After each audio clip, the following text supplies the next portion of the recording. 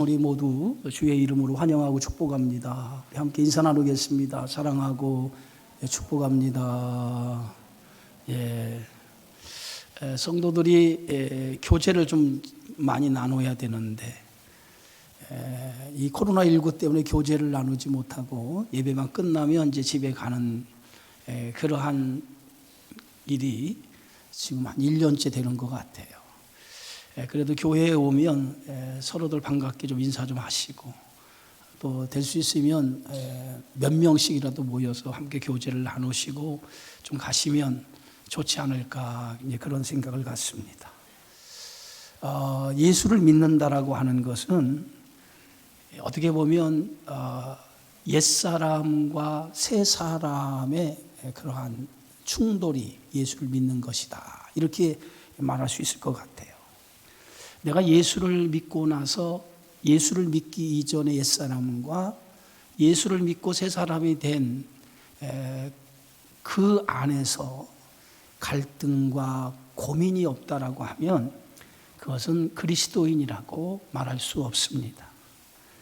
우리가 예수를 믿는 순간, 그리스도인이 되는 순간 우리는 새로운 피조물로 다시 태어나는 거죠. 그래서 그리스도 안에서 재창조된 사람이 그리스도인이에요. 그렇기 때문에 항상 우리는 재창조된 사람을, 죄된 인간에서 이제 그리스도의 십자가의 보혈로 생명을 얻은 자로서 살아가기 때문에 새로운 피조물로서의 삶을 살아가는 거예요. 그렇다고 하면 새로운 피조물로서 삶을 살아가기 위해서는 우리가 이전에 예수를 믿기 이전에 살았던 모든 삶이 오늘 새로운 삶으로 바뀌면서 그런 것이 우리 안에서 영적인 싸움이 치열하게 이루어져야만이 우리가 새로운 피조물로서 세상을 살아갈 수 있다라고 믿습니다. 바리새인들과 사두개인들은 새 부대로 오신 예수님을 영접하지 않고 여전히 낡은 전통, 낡은 규정을 붙들고 거기에 묶여 살았다는 거죠.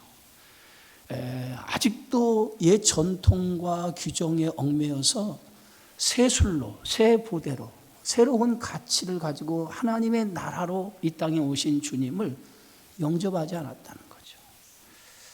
안식일 논쟁을 보면 옛 전통과 규정을 하나님의 뜻인 생명의 가치보다 더 중요하게 여기는 결과에서 비롯된 그런 논쟁이 안식일 논쟁이라 할 수 있어요.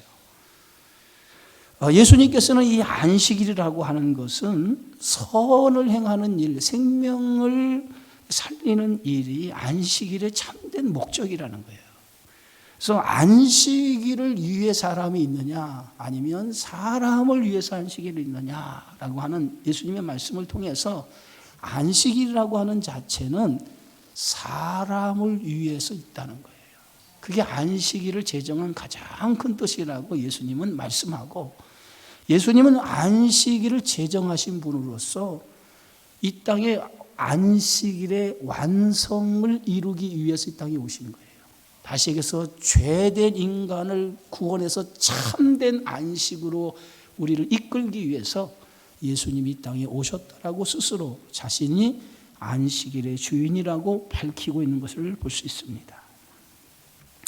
결국 사두개인들과 바리새인들은 옛 전통과 이 규정에 얽매여서 새로운 것을 받아들이는 것을 두려워한 거죠.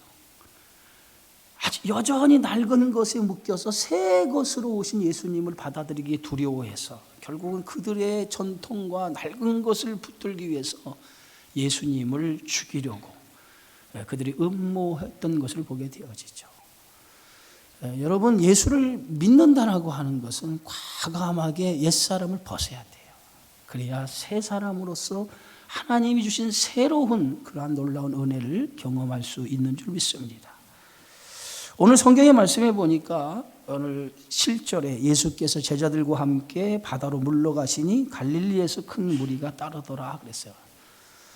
결국 예수님은 가버나움이라고 하는 곳에서 갈릴리, 주된 사역지인 갈릴리로 돌아가시죠.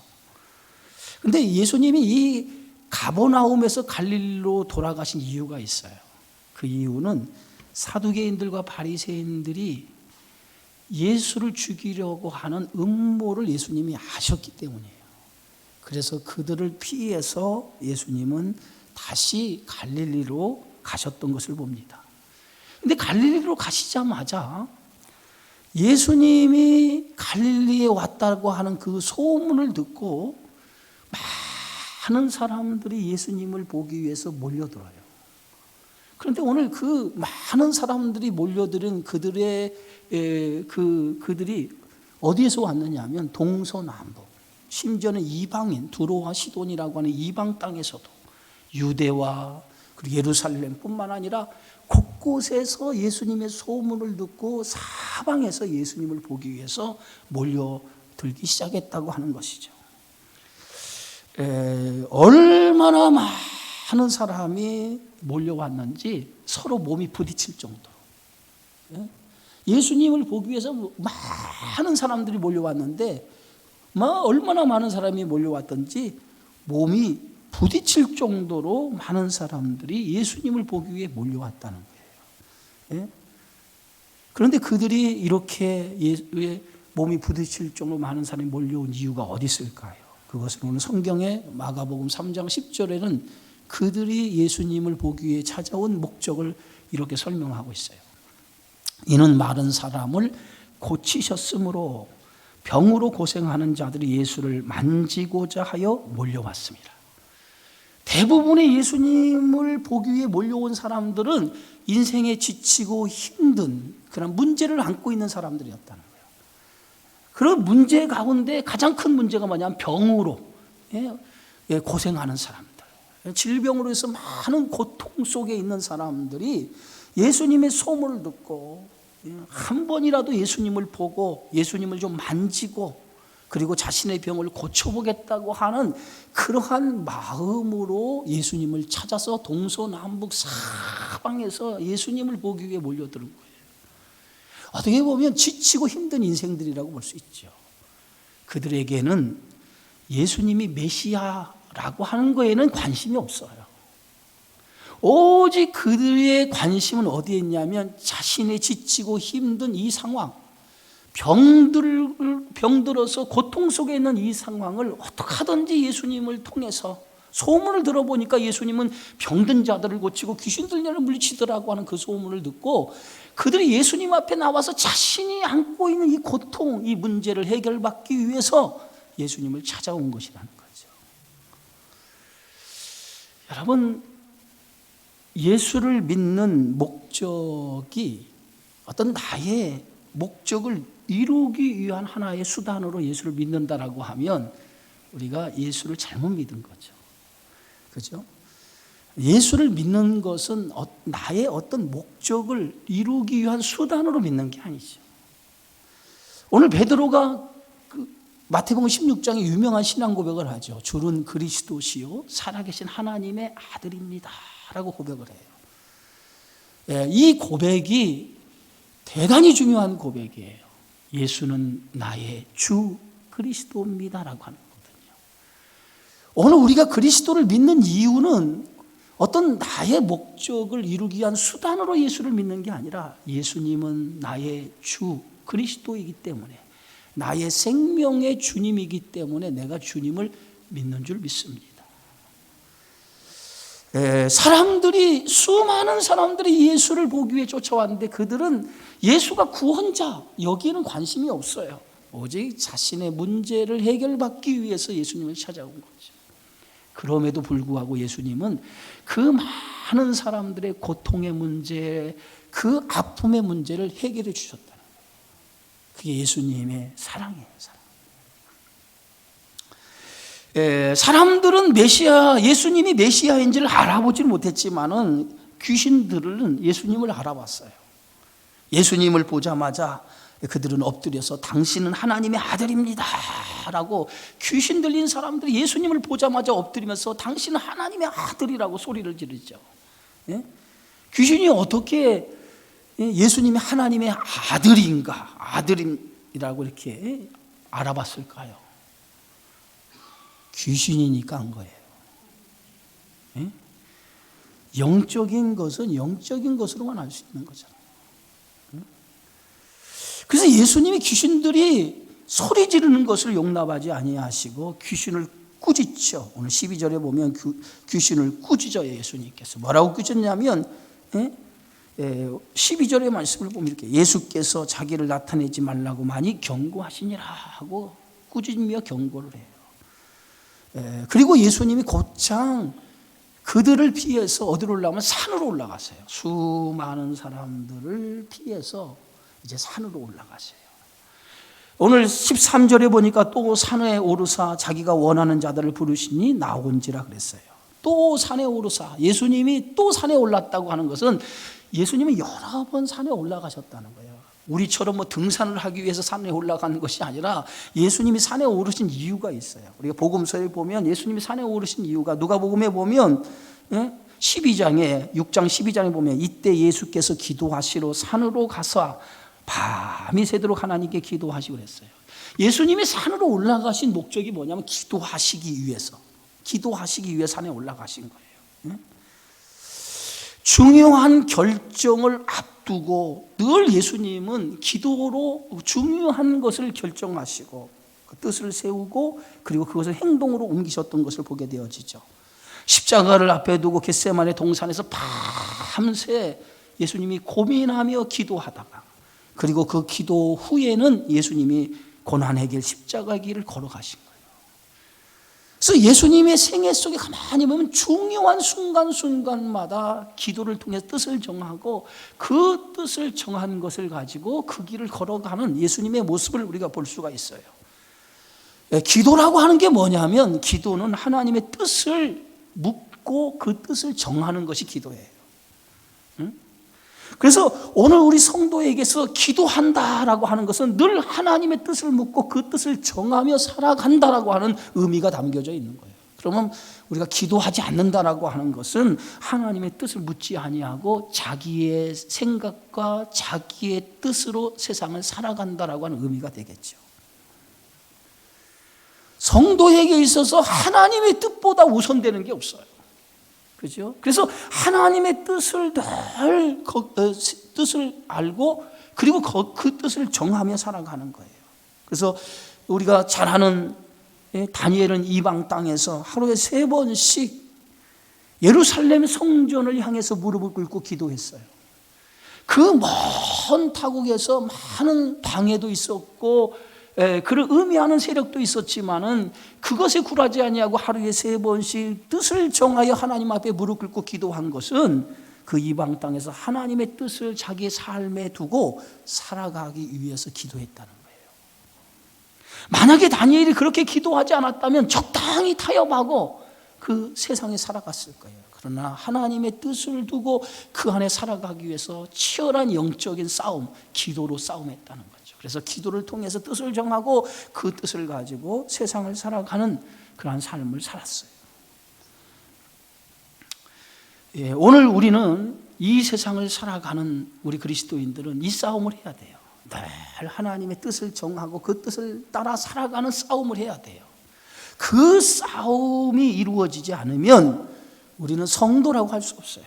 매일 하나님의 뜻을 가지고 그 뜻을 내 인생에 정하고 그 뜻을 따라 살아가는 싸움이 매일매일 우리의 삶 속에 이루어져야 돼요.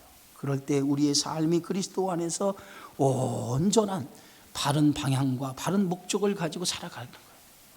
그것이 뜻을 정한 삶이 되어지는 줄 믿습니다. 신앙생활이라고 하는 것은 열심히 하는 게 중요해요. 그죠? 열심히 신앙생활하는 것만큼 중요한 게 없어요. 그러나 그 열심히 신앙생활하는 것도 중요하지만 그 열심이 바른 방향과 목적을 가질 때 그 열심은 대단한 가치가 있는 거예요. 그런데 신앙생활 열심히 하는데 그 목적과 방향이 바른 방향, 바른 목적을 가지지 못하면 그 열심은 자기 열심인 거예요. 우리가 늘 경계해야 될 것이 바로 이거예요. 열심을 갖는데 그 열심이 바른 방향과 바른 목적에서 갖는 열심이냐 아니면 나의 열심이냐 나를 위한 열심이냐 이걸 우리는 늘 생각해 봐야 돼요. 오늘 종교 지도자들이라고 여기는 이 바리새인들과 사두개인들, 특별히 이 바리새인들은 대단히 종교적인 열심을 가진 사람들이에요. 종교적인 열심을 가져서 대단히 신앙생활을 잘하는 사람이었어요. 그들은 하루에 3번씩 기도하고 일주일에 2번 이상 금식하고 굳이 하는 일을 열심히 할 정도로 대단히 신앙생활을 잘해요. 우리가 볼 때는 정말 대단한 종교적인 열심을 가지고 신앙생활을 한 사람이었어요. 그런데 예수님이 그들을 향해 비판하고 그들을 채찍질하신 이유가 어디냐면 그들의 열심이 바른 방향, 바른 목적을 향한 열심이 아니었다는 거예요. 변질된 거죠. 정말 하나님의 뜻을 가지고 그 뜻을 따라 살기 위해서 열심을, 바른 방향과 목적을 따른 열심으로 종교 생활을 했다라면 예수님으로부터 대단한 칭찬과 예수님이 기뻐하셨을 거예요. 그런데 그들은 자기 열심이었어요. 이게 문제였었다는 거죠. 바른 방향과 바른 목적에 우리가 믿음의 방향을 두고 살아가야 하나님을 기쁘시게 할 수 있다라고 하는 거예요. 그런 성도가 되어지기를 주의 이름으로 축원합니다. 그래서 마태복음에 보면 나더러 주여 주여 하는 자마다 다 천국에 들어갈 것이 아니요 다만 하늘에 계신 내 아버지의 뜻대로 행하는 자라야. 아버지의 뜻대로 행하는 자라. 중요한 게잖아요. 하나님의 뜻을 따라 행할 때에 그 사람이 복을 받는다. 최초로 이방 땅에 세워진 교회가 안디옥이라고 하는 교회예요. 사도행전 13장에 보면 예루살렘 교회가 큰 박해를 당하자마자 그 박해를 견딜 수 없어서 예루살렘에 있던 유대인들이 사방으로 퍼지게 되어져요. 그 퍼져서 이방 땅으로 흩어지게 되어지는데 그 흩어진 그리스도인들이 최초로 세운 교회가 안디옥이라고 하는 교회예요. 그래서 이 안디옥 교회가 최초로 세워진 교회지만은 또 안디옥 교회의 수식어 중에서 2가지 최초로 수식어가 붙는 게 하나는 뭐냐면 안디옥 교회 성도들을 세상 사람들이 그리스도인이라고 처음으로 불려졌고요. 또 하나는 이 안디옥 교회가 이방 선교를 위해서 최초로 선교사를 보낸 교회였어요. 그러니까 최초라고 하는 수식어를 가지고 있는 교회가 안디옥 교회예요. 그런데 우리가 성경에 보면 이 안디옥 교회가 이방 선교를 위해서 선교사를 세울 때 그냥 세우지 않았다는 거예요.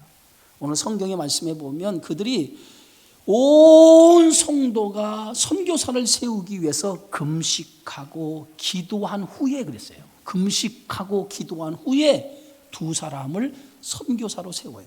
그 사람이 누구냐면 바나바와 바울이라고 하는 사람을 세우죠. 이처럼 교회에서 가장 중요한 일을 처리할 때 그들은 인간적인 생각을 가지고 한 것이 아니라 모든 것을 하나님의 뜻 앞에 묻고 그 뜻을 결정했다는 거예요. 그것은 오늘 우리가 성도가 세상을 살아가는 삶 속에서 이렇게 기도로 뜻을 정하고 그 정한 뜻을 믿음으로 살아가라고 하는 것이 하나님의 말씀이 되어지는 줄 믿습니다. 오늘 예수님께서 산에 올라가 기도하신 후 가장 중요한 결정을 하셨어요. 그 결정을 하기 위해서 예수님이 산에 올라가신 거예요. 중요한 결정을 하기 위해서. 그 결정이 뭐냐면 예수님의 사역을 함께할 제자를 세우시기 위해서. 예수님의 사역을 하는 일에 있어서 예수님 혼자 하지 않으시고 사람을 통해서 그 사역을 하기를 원하시는데 그 예수님의 사역에 함께할 사람을 위해서 기도하시고 오늘 예수님은 그 사역에 필요한 12명의 제자를 세우셨다는 거예요. 그런데 오늘 중요한 말씀이 오늘 13절의 말씀이에요. 예수님이 제자를 세우셨는데 어떤 사람을 세우셨냐면 자기가 원하는 자들을 불러주셨다 그랬어요. 예수님이 원하는 사람을 불렀다라고 말하고 있어요. 다른 조건 없어요. 예수님이 원하는 사람이에요. 예? 그게 12 제자를 부르신 기준이었어요. 자기가 원하는 사람. 그런데 그 12사람이 어떤 사람입니까? 오늘 성경의 말씀에 보면 17절에 19절까지 보면 이 12를 세우셨으니 시몬에게는 베드로라는 이름을 더하셨고 또 세베대의 아들 야고보와 야고보의 형제 요한이니 이 둘에게는 보아너게 곧 우리의 아들이라는 이름을 더하셨으며 또 안드레와 빌립과 바돌레메 마테와 도메와 알페오와 아들 야고보와 및 다데오와 가나나인인 시몬이며 또 가룟 유다니 이는 예수를 판 자더라. 오늘 12명의 이름을 기록하고 나서 그 이름 속에 별명까지도 함께 성경은 기록하고 있어요. 예수님이 12명의 제자들을 세웠는데 그 12명의 제자들의 면면을 가만히 보면 다양한 사람들이에요. 다양한 사람들을 예수님이 제자로 세우셨어요. 예? 그 중에서 오늘 성경에서 12명의 제자들의 직업을 밝히고 있는데 6명의 제자들의 직업은 정확하게 밝히고 있어요. 4명, 베드로, 요한, 베드로, 안드레, 야고보, 요한은 어부예요. 그리고 마태는 세리입니다. 그리고 가룟 유다는 당시 나라의 독립을 위해서 열심히 일하던 열심 당원이었어요. 그리고 나머지 6명의 제자들의 직업은 성경에서 어떤 직업을 가졌는지는 밝히지 않고 있어요. 그런데 우리가 12명의 제자들의 모습을 보면 이 12명이 다양한 사람들로 구성되어 있다는 거예요. 이 얘기는 무엇을 의미하냐면 하나님의 나라는 어떤 곳이냐? 하나님의 나라는 이렇게 다양한 사람들이 모여서 세워지는 나라가 하나님의 나라라는 거예요. 교회라고 하는 것도 어떤 곳이냐면 교회는요 어떤 특별한 어떤 출신이 모인 곳이 아니죠. 부름을 받은 성도들이 모인 곳이 교회 공동체인데 이 교회 안에는 다양한 사람들이 모여요. 많이 배운 사람, 적게 배운 사람, 많이 가진 사람, 못 가진 사람 할 것 없이 다양한 성격도 다 다르고 출신도 다 다른 사람들이 모여서 하나의 그리스도의 몸인 공동체, 교회를 만들어가는 것, 이게 교회예요. 그래서 하나님의 부름을 받아서 오늘 주의 제자가 된 사람들이 오늘 이곳에 모여서 함께 더불어 하나님의 나라의 일을 확장해 나가는 거예요. 그게 교회의 사명인 거예요. 오늘 예수님께서 12제자를 불러주셨는데 그 12제자는 당시 사회에서 보면 하찮은 부류의 사람들이 대부분이었어요. 이렇게 예수님께서 이런 사람들을 제자로 불렀다고 하는 것은 제자를 부르는 조건이 외적인 조건이나 자격을 보고 제자로 세운 것이 아니라는 거예요. 전적인 하나님의 주권과 섭리 속에서 주님이 택하여 주님이 원하는 사람을 불러 세우셨다는 거예요. 그런 의미에서 보면 주님이 우리를 하나님의 사람으로 부르는 것은 전적인 하나님의 주권의 섭리며 하나님의 은혜요 하나님 날 택하신 축복인 줄 믿으시기를 바랍니다. 만약에 어떤 조건이나 자격을 가지고 그 기준으로 사람을 뽑았다라고 하면 우리는 한참 모자랄 거예요. 그래서 고린도전서 1장에 보니까 바울은 이렇게 고백합니다. 형제들아 너희를 부르심을 보라. 육체를 따라 지혜로운 자가 많지 아니하며 능한 자가 많지 아니하며 문벌 좋은 자가 많지 아니하도다. 그러나 하나님께 세상에 미련한 것들을 택하사 지혜로운 자들을 부끄럽게 하려 하시고 세상에 악한 것들을 택하사 강한 것들을 부끄럽게 하려 하시며 하나님께 세상에 천한 것들과 멸시받는 것들과 없는 것들을 택하사 있는 것들을 폐하려 하시나니 이는 아무 육체도 하나님 앞에 자랑할 것이 없게 하려 하십니다. 우리가 하나님 앞에 자랑할 것이 없는 사람이라. 그런 사람을 불러서 하나님이 거룩한 이 사명을 우리에게 허락해 주신 거예요. 얼마나 귀한 축복을 우리가 받았습니까? 감사하시기를 주의 이름으로 축원합니다. 예? 예수님이 이렇게 12명의 제자를 불러주셨는데 이 12명의 제자를 부르신 목적이 있어요. 목적. 그 목적을 오늘 성경은 정확하게 우리에게 예수님이 12제자를 불렀는데 부르신 목적에 대해서 오늘 14절에 우리에게 말씀하고 있어요. 이에 12를 세우셨으니 이는 자기와 함께 있게 하시고 또 보내사 전도도 하며 귀신을 내쫓는 권능도 가지게 하십니다. 오늘 12명의 제자를 예수님이 세우셨는데 그 12명의 제자를 세우신 목적 가운데 가장 중요한 목적이 뭐냐면 주님과 함께 하기 위해서라고 말하고 있어요. 주님과 함께 하기 위해서. 주님의 제자를 세우신 것은 사역의 측면도 있어요.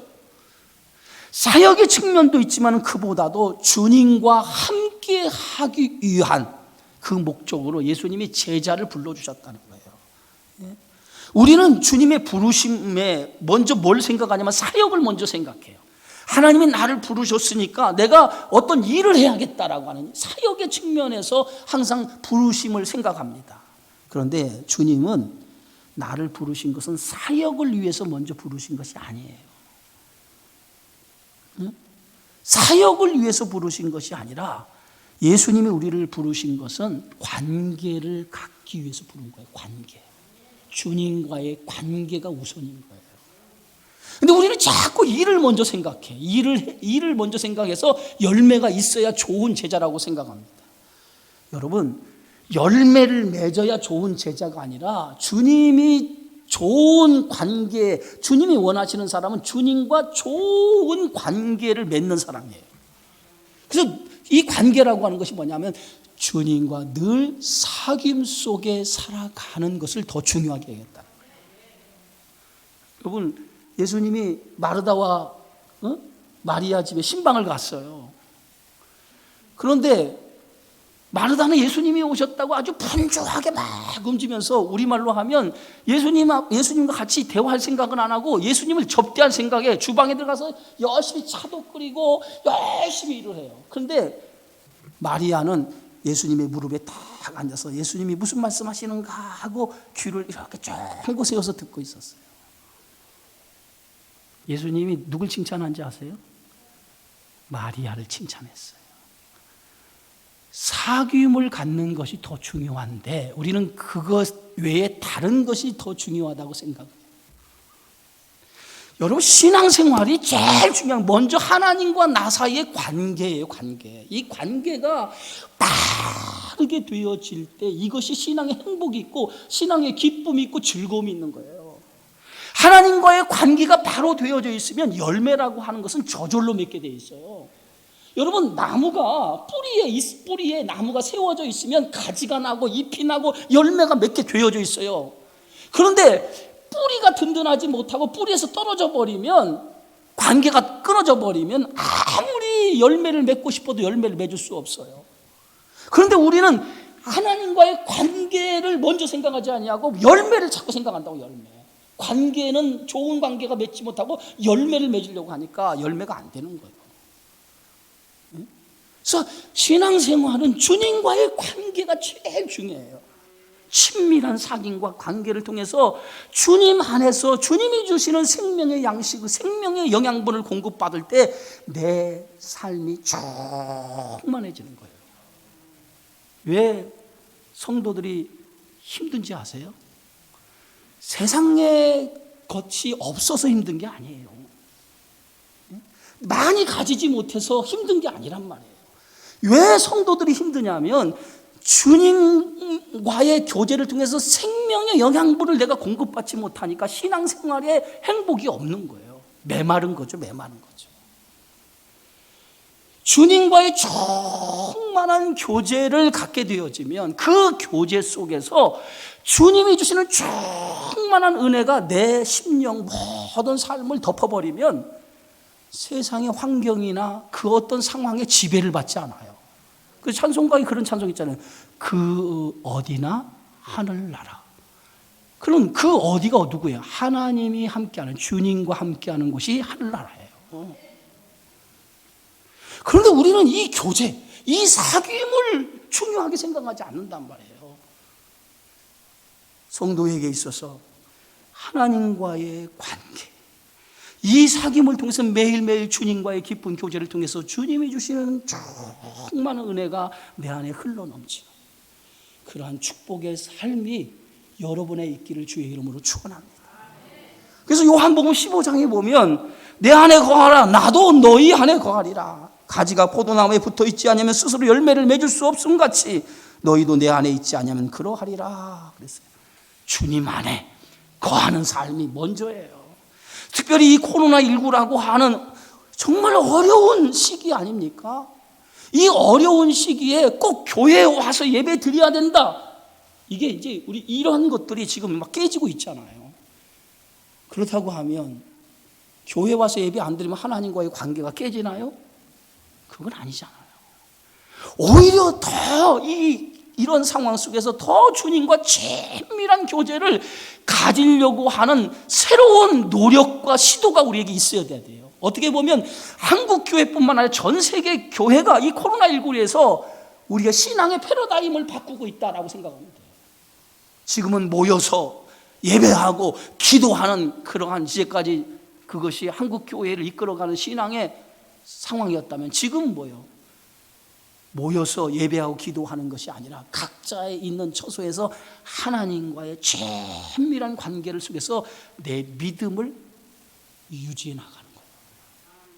이게 이런 시대가 됐어요. 그런데 우리의 전통적인 생각이 교회 와야 된다라고 생각하기 때문에 관계가 자꾸 깨진다는 거예요. 그래서 우리가 다시 한번 이 깊이 고민해 봐야 돼요. 그래서 하나님과의 깊은 교제가 사귐의 훈련이 되어진다면 그 훈련을 통해서 어느 곳에 있든지 주님이 주시는 충만한 은혜 속에서 내가 그리스도인으로서 살아가는 그러한 삶이 우리 안에 이루어질 줄 믿습니다. 오늘 예수님께서 제자를 부르신 두 번째 이유가 있어요. 두 번째 이유는 오늘 성경의 말씀을 보니까 보내시고 전도하시기 위해서 그랬어요. 보내시고 전도하시기. 사도라고 하는 말은 오늘 헬라어로 아포스톨로스라는 말이 사도예요. 그러니까 사도라고 하는 뜻이 뭐냐면 보냄을 받은 자. 한번 따라해 봅시다. 보냄을 받은 자. 사도라고 하는 것은 보냄을 받은 자예요. 주님으로부터 세상으로 보냄을 받은 자가 사도인 거예요. 그래서 사도라고 하는 말은 12제자라고 부르지만 사실은 이 12제자를 사도라고 부르는데 사도는 더 이상 존재하지 않아요. 12명 외에는 사도가 존재하지 않는데 바울을 사도라고 얘기하는데 바울을 사도라고 하는 이유가 있어요. 사도라고 하는 것은 예수님으로부터 직접 부름을 받고 예수님으로부터 말씀을 배운 사람이 사도예요. 그 외에는 사도가 될 수가 없어요. 근데 바울은 왜 사도가 되느냐?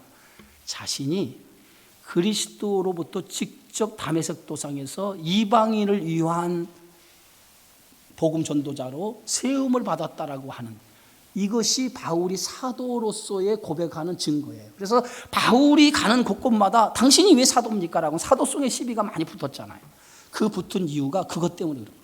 예수님을 직접 배우지 않고 부름을 받지 않는데 어떻게 사도가 되느냐 이것 때문에 했는데 바울은 자기 입장에서 부활하신 예수가 나를 직접 다메섹 도상에서 불렀다. 어쨌든 사도라고 하는 것은 주님의 부름을 받은 사람이에요.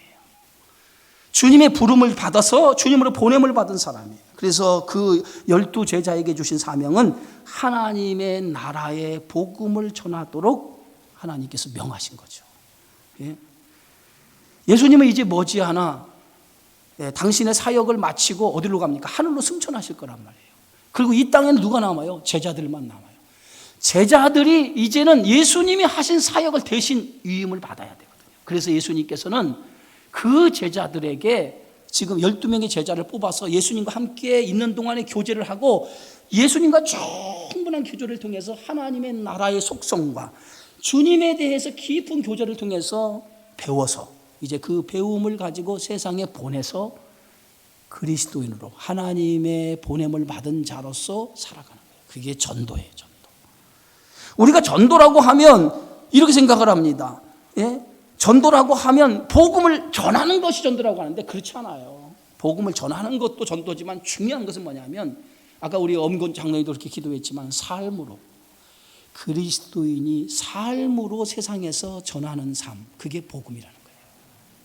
그것이 오늘 하나님이 오늘 원하시는 삶이에요. 그 제자들에게 먼저 제일 요구하신 것이 뭐냐면 삶의 변화를 요구하신 거예요. 그리고 그 변화된 모습으로 세상에 가서 복음을 전하, 그리스도를 드러내라는 거예요. 그것이 복음 전하는 자의 사명이 되어지는 줄 믿습니다. 그래서 디모데후서에 보면 너는 말씀을 전파하라. 때를 얻든지 못 얻든지 항상 힘쓰라. 이 복음을 전하라고 하는 것은 항상 너의 삶을 통해서 사람들에게 그리스도를 드러내라고 하는 주의 말씀이 되어지는 줄 믿습니다. 마지막으로 오늘 성경에 예수님이 제자를 부르신 것은 귀신을 내쫓고 권능을 주시기 위해서라고 했어요. 여러분, 우리가 그리스도를 살아가는 이 싸움은 단순히 세상과 싸움이 아니에요.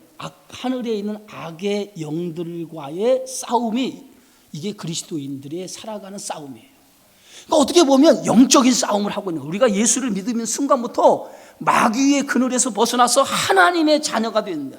하나님의 자녀가 된 순간 마귀가 우는 사자처럼 우리를 삼키려고, 우리를 넘어뜨리려고 덤벼든단 말이에요. 그래서 이 마귀와 싸워서 이기기 위해서는 우리 힘으로는 안 돼요. 우리 힘으로는.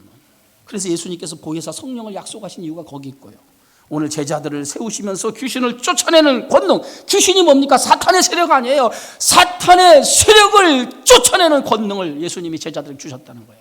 오늘 이 권능이 여러분에게 임해야 돼요. 이 권능이 있어야 여러분들이 이 세상에서 담대히 사탄과 싸워서 우리가 믿음으로써 그리스도인의 삶을 살아갈 수 있게 되어지는 줄 믿습니다. 그래서 마가복음 6장에 보면 12제자를 부르사 둘씩 보내시며 더러운 귀신을 제어하는 권능을 주셨다라고 말하고 있어요. 오늘 그리스도께서 우리에게 주신 이 힘, 세상에서 주어지는 힘이 아니라 주님으로부터 얻어지는 힘을 가지고 세상을 살아가시기 바랍니다. 힘들고 어렵다라고만 얘기하지 마시고 주님이 주시는 이 권능을 가지면 우리는 이 세상을 담대히 살아갈 수 있어요. 그래서 오늘 베드로전서 4장에 보면 만일 누가 말하려면 하나님의 말씀하는 것 같이 하고 누가 봉사하려면 하나님이 공급하시는 힘으로 하는 것 같이 하라. 이는 범사 예수 그리스도로 말미암아 하나님의 영광을 받으시게 하려 함이라. 하나님 주시는 힘으로 세상을 살아가라는 거예요. 오늘 이 거룩한 주일에 주예전에 나오신 여러분, 하나님 주신 힘을 공급받기를 주의 이름으로 축원합니다. 그래서 이 힘이 여러분들이 이 지치고 힘든 코로나19라고 하는 이 상황을 뚫고 나가서 이 예수님이 주시는 권능을 가지고 세상을 나가 하나님의 영광을 위해 살아가는 우리 주님의 교회 모든 성도들이 되어지기를 주의 이름으로 축원합니다. 기도하겠습니다. 주의 은혜